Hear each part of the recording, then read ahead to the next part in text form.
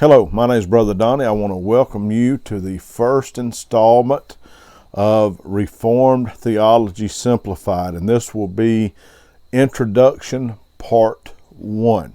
Now, the reason I'm doing these videos is because I want to be able to educate folks on the simplest understanding of Reformed theology. Some people would call it sovereign grace.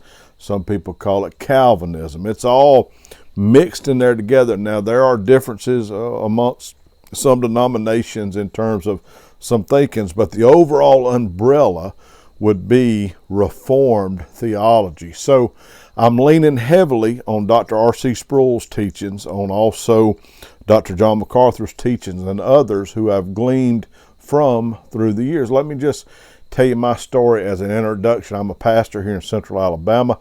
I'm a Reformed pastor pastoring a non-Reformed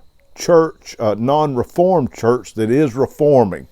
So my journey started about 15 years ago. I was an associate pastor in a church, and a dear lady, I was raised Southern Baptist, believed in what would be called the Arminian semi-Pelagian type thinking. So I was raised Southern Baptist and had never really encountered or heard much about Calvinism.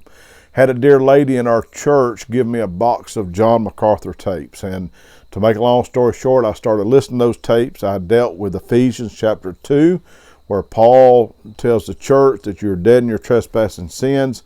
I couldn't get past Paul saying dead, and that took me to some other scriptures, and that is what really introduced me to the things of the Reformed faith.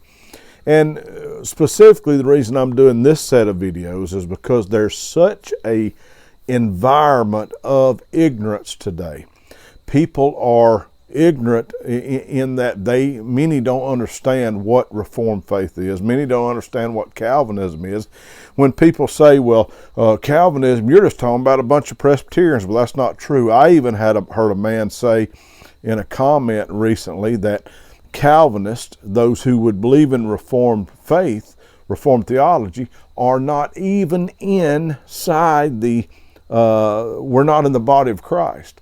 That is the furthest thing from the truth, and that is said from a place of ignorance. So the main reason I'm making this video is so that people can be encouraged to seek the things of God in the scriptures and develop a attitude where we're willing to have a dialogue. This stuff about I'm not willing to dialogue just doesn't work. Anytime the 3 minutes is up, we'll see you next time.